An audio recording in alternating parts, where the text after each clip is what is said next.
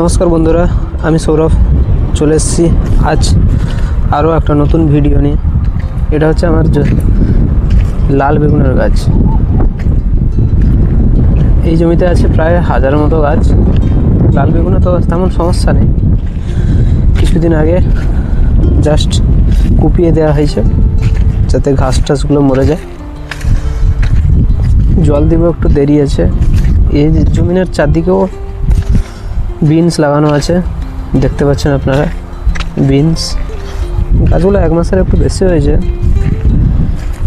কিন্তু অতিরিক্ত ঠান্ডার জন্য গাছগুলো তেমন গ্রোথ দেখতে পাচ্ছি না। সার মোটামুটি অল্প করে দেওয়া আছে, বেশি দিই না। এই শীতে সার খেতে পারে না গাছ, একটু গরম পড়ুক দিলে সার একটু বেশি করে দেওয়া যাবে।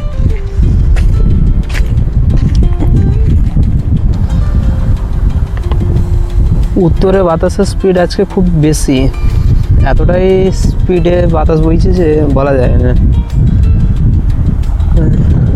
দুপুর 2:30 বাজে এখন। হনুমান যদি আসে, হনুমান চলে আসে প্রায় দিন। কফি গাছগুলো খেয়ে যায়, ওই জন্য তাড়াতাড়ি আসতে হয়। এটা আমার উচ্ছা গাছ। উচ্ছা গাছে ওই কালকেই খড় মেলা হয়েছে। এটা ন্যাচারাল ব্রাঞ্চিং করতে পারেন। আমরা এইভাবে মাটিতেই উচ্ছা আর ঝিঙা চাষ করি এই সময়, কিন্তু বর্ষায় এরকম করতে যাবেন না, বর্ষায় এরকম হবে না। উচ্ছার চারদিকে ফুলকপি লাগানো আছে। পুরো উচ্ছায় আমি টমেটো লাগিয়েছিলাম এরকম ড্রেন করে, ব্রাঞ্চিং দিয়ে করেছিলাম, কিন্তু হয়নি। গাছ সব মরে গেছে 1 মাসের মধ্যে। তাই আবার চিচিঙ্গা দেওয়া আছে। চিচিঙ্গা তো ফাঁকা হয়, আর তার মধ্যে বাঁধাকপি আছে, ওদিকটা ফুলকপি কিছুটা আছে। চিচিঙ্গা মাচা তৈরি করতে হবে, বাঁশটা সব কেটে রেডি করা আছে, শুধু সময় পাচ্ছি না মাচা করার জন্য। গাছগুলো আর একটু বড়ো হোক।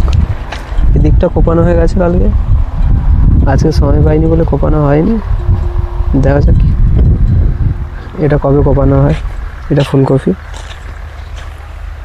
টমেটো মরে যেতে আবার পরে দেরি করে আবার নাঙল করে আবার টমেটো লাগিয়েছি 5টা।